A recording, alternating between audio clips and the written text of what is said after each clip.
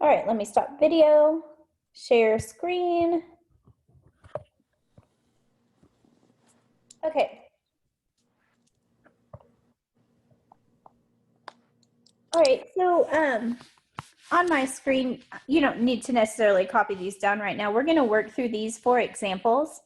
We're going to take second derivatives of these 4 functions, but we're going to use those second derivatives to find other stuff.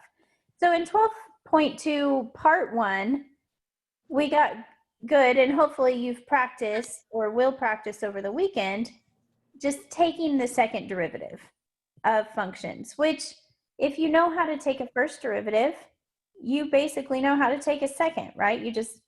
You act like the first derivative is the original and you take the derivative of it again. So what we're going to do is I'm going to start with that first example here. Let me put some notebook lines on this page. So the first example I want to use is this one down here. So I've got f of x equals negative x cubed plus 3x squared. Let's see, negative x cubed plus 3x squared plus not, what was it? I already forgot. Plus 9x plus 2. So the first thing I want to do is just take the second derivative, which means I do have to take the first derivative. You can't get to the second without going through the first. So the first derivative is going to be negative 3x squared plus 6x plus 9. So from here, let's just take the derivative again. So the second derivative is going to be negative 6x plus 6. All right, so again, that's a little review from last time. We know how to do that. But let's talk about things I can do with this. So the first thing I want to do is I want to find any inflection points.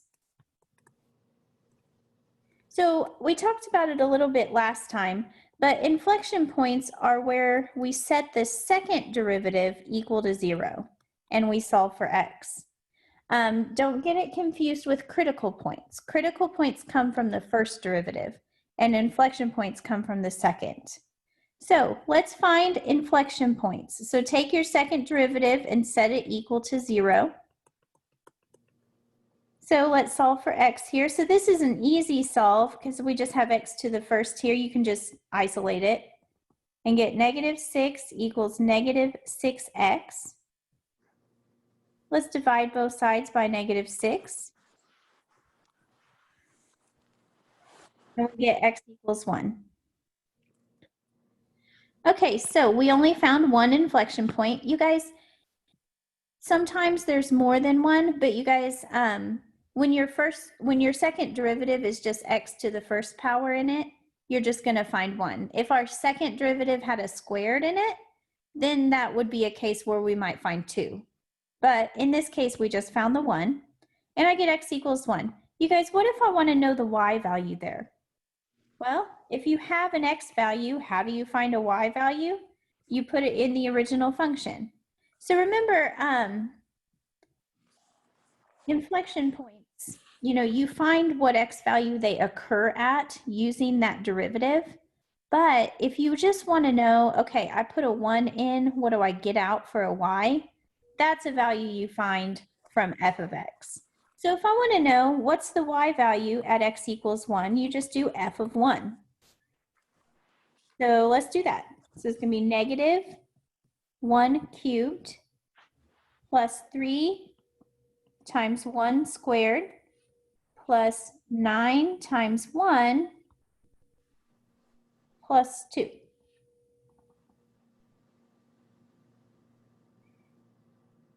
All right, guys, so when you cube the 1, it's positive, but that negative comes along. So this is going to be negative 1. This will be plus 3 times 1, so just plus 3. This will be plus 9 and plus 2. So negative 1 plus 3 is 2 plus 9 plus 2. So we get 13 here. So you guys, we have an inflection point at x equals 1 and the y value at that inflection point equals 13. Basically, any time that you have to find a y value, that is going to come from the original function, because we don't have a graph of the derivative. We don't have a graph of the second derivative. Your graph is the original function. So any y values have to come from there. Just to hopefully clear up any confusion about where you find y values, always from the original. So we have that. So that's a good thing to know. You guys remember an inflection point is a point where the concavity changes. So maybe it's concave up and then it hits this point at 1 and then it starts going concave down, or vice versa. That's what I want to know next. You guys, I want to know where this graph is concave up or down. We call those intervals of concavity. Remember, for the first derivative, because first derivative tells you if the graph is increasing or decreasing, we had increasing or decreasing intervals that we found with the first derivative.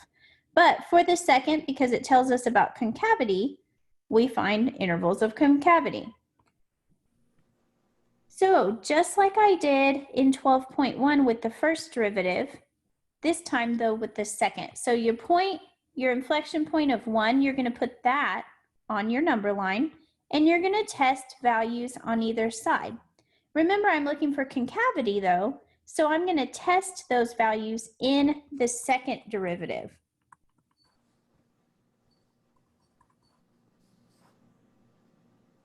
So pick any point on either side of 1. You guys, something that's less than 1, I'm going to use 0. So I take the second derivative at 0. So let's remember our second derivative was negative 6x plus 6. So it'll be negative 6 times 0 plus 6, and I get 6. Okay, so we have to interpret this. The second derivative equals positive 6. Just like with the, when I tested in the first derivative, I don't care that it's 6. I care that it's positive. If the second derivative is positive, remember from those pictures I drew last time, it means that your graph there is concave up. So it looks like a bowl. So just draw that. It means that over here on this side, we're concave up. Test a point on the other side. Let's test 2. Find the second derivative at 2. Well, that's going to be negative 6 times 2 plus 6. That's negative 12 plus 6, or negative 6. So I don't care that it's 6. I care that it's negative. The second derivative at 2 is negative, which means it is concave down. So it looks like this on that side. So your intervals of concavity, you would just say what's happening on each side of the 1. So it's concave up from, notice this interval goes from negative infinity up to 1. And concave down, you guys, the concave down interval starts at 1 and it goes on to positive infinity. So second derivative, we're basically doing all the same things we did in 12.1. We're finding a certain point. We're testing values around that point.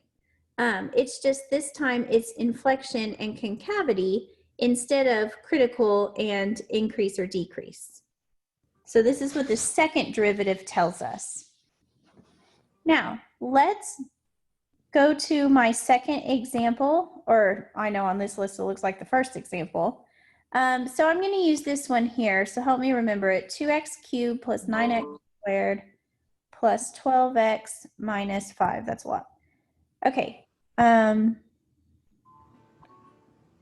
F of x equals 2x cubed plus 9x squared plus 12x minus 5? Yeah, minus 5.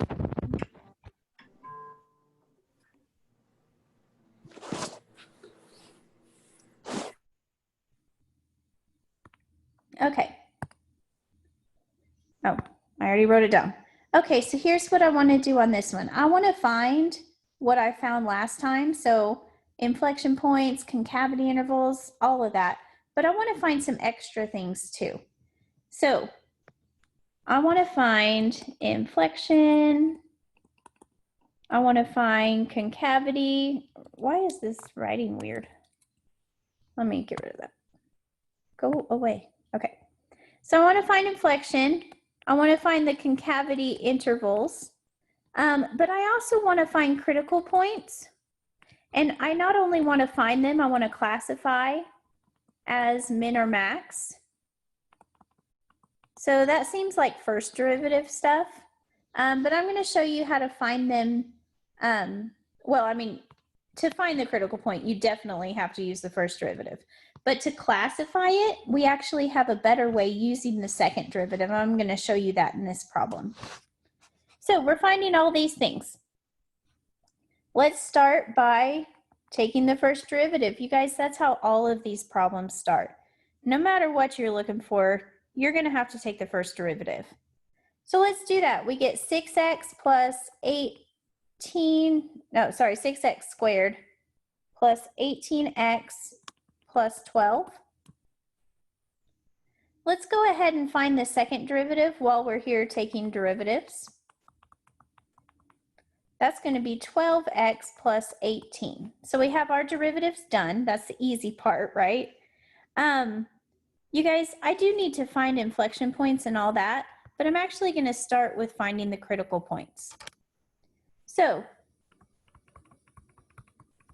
to find critical points, I know that I take the first derivative and set it equal to 0. No matter what kind of derivative that you're taking, even though we're technically in the second derivative section, critical points always come from the first. So from the first derivative set equal to 0, we will find critical points. So we're here. I do have to factor this one because it's a squared. So the first thing I'm going to do to make it easier on myself is to take a 6 out of all of these because I can. So in here I'll have x squared plus 3x plus 2. And that actually makes this a really easy factor. You guys, so this is going to factor into x plus 2x plus 1 because 2 plus 1 equals 3. And then remember from here, after you factor, this is where you just set each term equal to 0 and solve for x. And you get your 2 critical points. Well, that's weird. Stop. All right, x plus 1 equals 0, minus 1 minus 1, so we get x equals -1. So we have 2 critical points at -2 and -1. Now it's time to classify them. I want to decide if they're min or max. And so far, all that I've taught you is to do that on a number line, right? So I would make a number line and I would put -2 and -1 on there, and we would test in the intervals to see what was happening here, you know, increase or decrease, and that tells you if it's a min or a max. But guys, I have a better idea. Now that we know how to take the second derivative and I know how to interpret it, like what it means, there's a faster way to classify critical points. We use what we call the second derivative test, which is a good name, because what we're going to do is from that second derivative function right here, you're going to put each critical point into the second derivative. So let's start with the x equals -2. So put -2 into the second derivative and see what happens. See what you get. So I get 12 times -2 plus 18. So -24 plus 18 is -6. Remember what it means for a second derivative to be negative?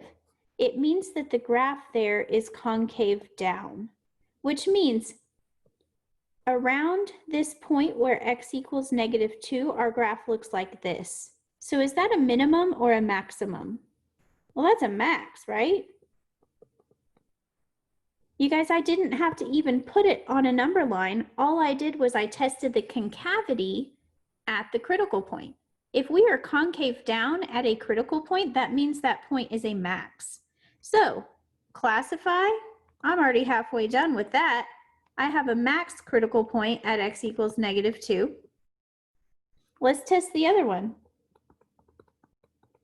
So you guys, this second derivative test is a lot faster and a lot easier than doing that number line business. So let's put in -1. So put in your second critical point into the second derivative and see what you get. So this time I get -12 plus 18, and that's +6. So because it's positive, the graph would be concave up there. Remember, that's this one. Looks like a bowl. So it must mean that at this critical point, we have a minimum. So we have a minimum at x equals -1. So I classified my critical points in half the time, probably less than half the time. Now, if I need to know, you know, because it asks sometimes, it'll say, where does the max occur and what is the value or what is the maximum there? You guys, that's where you put that into the original and find the y. I think you can handle that. Same here. There's a minimum. Where does it happen? Well, it happens at x equals -1. What is the value there? Well, that's where I would need to find a y value. I don't think we need a lot of practice on evaluating functions. Okay. So we found critical points using the first derivative, but we classified them using the second, which was easier. Now, honestly, I have no way of forcing you to use the number line or use this, so you can do what you want. But if you get used to this one, it will save you some time. Now, let's talk inflection. We need to find the inflection point. Remember how to do that? We have the second derivative and it equaled, what was it? 12x plus 18. And we set it equal to 0 to find the inflection point. So we get -18 equals 12x. Divide both sides by 12.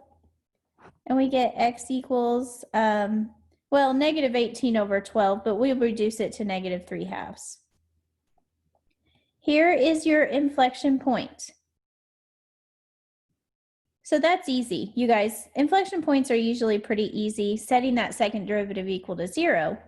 Now, classifying an inflection point isn't something we do. That doesn't really make a lot of sense, but I do want to know the intervals of concavity. So remember how I did that on the last problem. There's no better way than a number line on concavity intervals. You guys, I don't have, you know, like a new shortcut way to find it. I just need to make the number line. This time though, having the inflection point on it. So if I want to know intervals of concavity, where's this up, where's this down? Remember, my goal is to pick two values on either side and test them in the second derivative. But you guys, I think I've already done that. You guys, didn't I test my critical points in the second derivative already? So if those happen to be around my inflection point, then I've already done the work, right? So you guys, what's something less than -3/2? What about -2? What's something greater than -3/2? Ooh, -1 is. I already tested these values, so I don't need to retest them. What did I find when I put -2 into the second derivative? I got that it was negative or concave down. What did I find when I put in -1? Well, I got a positive value, which means it's concave up there. So you guys, if you've already classified your critical points, finding concavity intervals is really easy because your critical points are going to be around your inflection points. That's just how graphs work. So it's like, oh, I already tested some values in here. I'm not going to test more. I'm just going to use the ones I have. So what are my intervals of concavity? Well, let's see. Where am I concave up?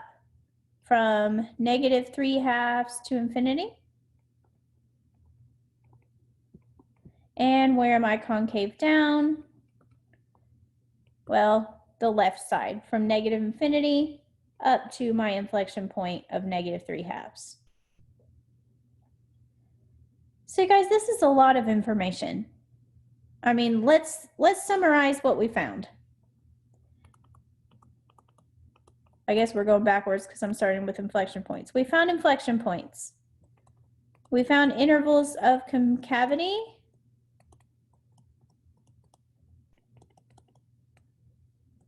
We found critical points. And we classified the critical points as min or max. So guys, that's basically everything that we would ever need from this graph. So again, I just want to summarize how to do each of these things. How did we find inflection points? Well, we found the second derivative and we set it equal to 0. How did we find intervals of concavity? We made a number line and we tested values around our inflection point.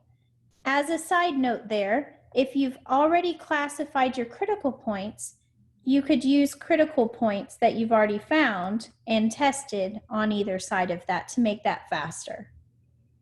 How did I find critical points?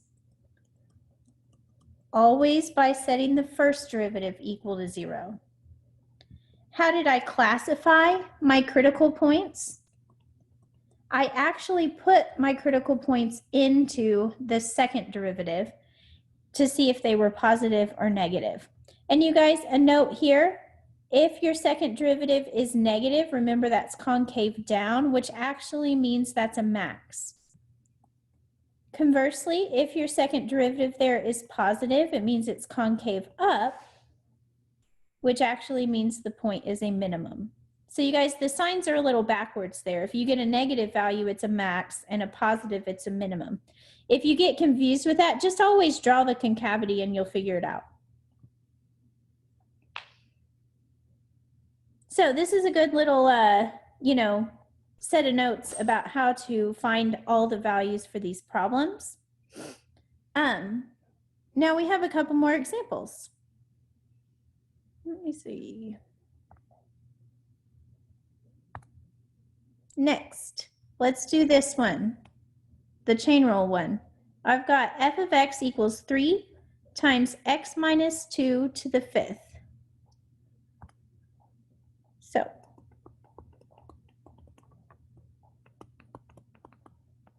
here's what we have. All right. So on this one, I just want to find whatever I can find. As we go, I'll tell you what we're looking for. You guys, let's start with the first derivative. That's always a good place to start. You guys remember how to take the derivative of a function like this. You do the power rule around, so I'm going to bring that 5 down here with the 3. Then this stays exactly the same, but you take a power off. And then technically, you guys don't forget that there is chain rule happening. You can't really see it on this one because the derivative of what's in here is just 1. But, sometimes it's not, so you still want to remember that step. So this is the first derivative. Let's go ahead and find the second derivative while we're here. So it's basically just doing that same thing again, right? So you're going to bring the 4 down times 15 and get 60. This time times x minus 2 cubed. And again, the chain rule would just put an extra 1 out there, so we're just going to leave it off. Okay, so I have first and second derivatives.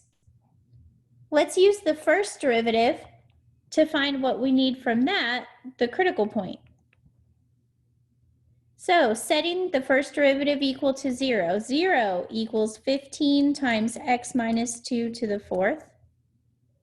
This might seem a little harder to figure out on solving for x, but you guys just think about it. When you have an equation and it equals 0, all you have to do is set each factor equal to 0.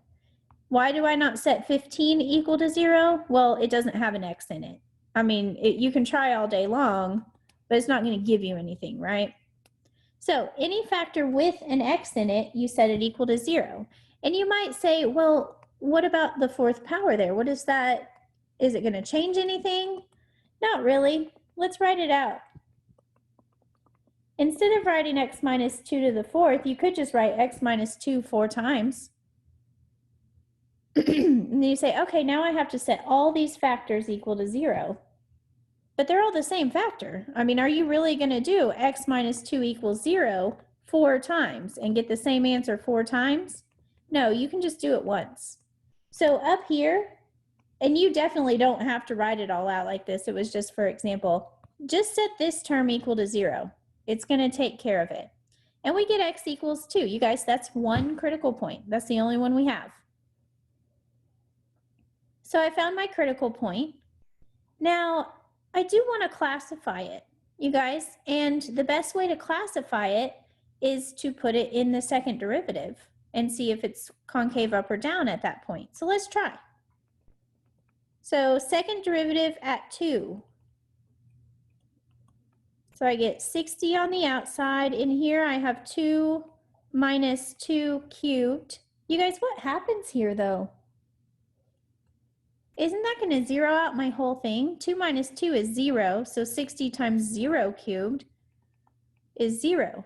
So you guys, I've actually done a couple of things in this one step. First of all, 0 is not positive or negative, right? So I can't say that this is concave up or down at this point, which means using it to classify my critical point, I can't. You guys, this is the one case where the second derivative test isn't going to help. We call it, we would say that the second derivative test at this point is indeterminate. The test doesn't tell us anything. It doesn't tell us the shape of the graph at all. Now, so while that was indeterminate, if the second derivative test doesn't work, I have to go back to my first derivative test where I have a number line and see if I can get the answer that way. So you guys, remember how to do this test? I test values around and I test them in the first derivative. I'm looking for increasing and decreasing here. So a little bit of review. So let's test the 1. Now remember, I'm testing my critical point in the first derivative. So put the 1 into the first derivative. So the first derivative at 1 is going to be 15 times 1 minus 2 cubed. Let's see. Oh, sorry, not cubed. First derivative to the fourth. So I get 15 times negative 1 to the fourth. You guys, when you force something, the negative goes away just like a square. So this is just 15. So plus here, you guys, we're increasing. Let's test the 3. So put the 3 into your first derivative. You get 15 times 3 minus 2 to the fourth, which is 15 times positive 1 to the fourth, which is still positive 15. So you guys, what's going on here is the question. Your second derivative test, which is supposed to be easier, ended up not telling us anything. And your first derivative test is also not telling you anything.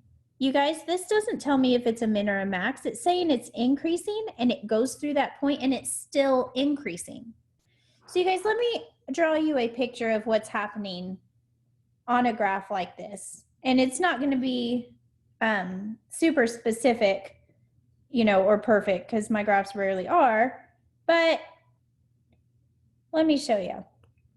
You guys, the point in question, that critical point that we got at x equals 2 is right here. Notice we're increasing and we hit this point and we're still increasing. So this is not a min and it's not a max. You guys, if you have a question that comes up like this, and I'm afraid you will, that's why we're doing this. This is, let's see how they're going to say it. They're going to say it's neither a min nor a max, and it'll be an option, I promise. if you come up with one like this. Now, I guarantee, like I said, this could be a maybe possibility that you might come up with a question like this. I guarantee you're going to come up with a question similar to this where the second derivative test is not going to work. But on that one, the first derivative test will work. You will be able to classify it. So this is an example where the second and the first derivative tests fail. You'll have an example where the second derivative test doesn't work, but the first one will. It'll give you a min or a max. So just, you know, I just want to put all the scenarios out there and let you deal with them, or make sure you can deal with them. So you can deal with that. Last one, another case. Now this kind of problem should be easier, but sometimes it's harder. You know, sometimes we're expecting a problem to be more complicated, and when it's not, we get confused as to what to do, you know, or you start to feel like you've done it wrong. Why can't I go to my other page?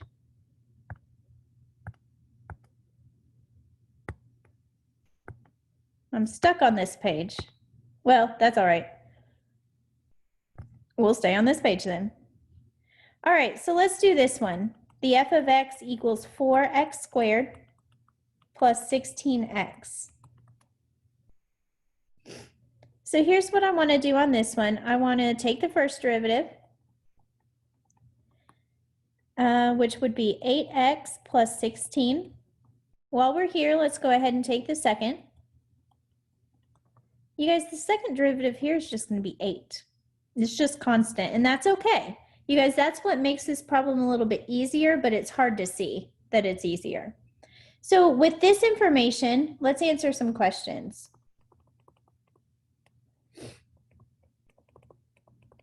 I want to find any critical points. Well, I know how to do that. Set your first derivative equal to 0. So when we subtract the 16 and divide the 8, what do we get? We get x equals -2. So that was simple, you guys. There's only one critical point, and it was easy to find. I want to classify that point as a min or a max. So you guys remember my go-to test for classifying a critical point is the second derivative test because it's easier.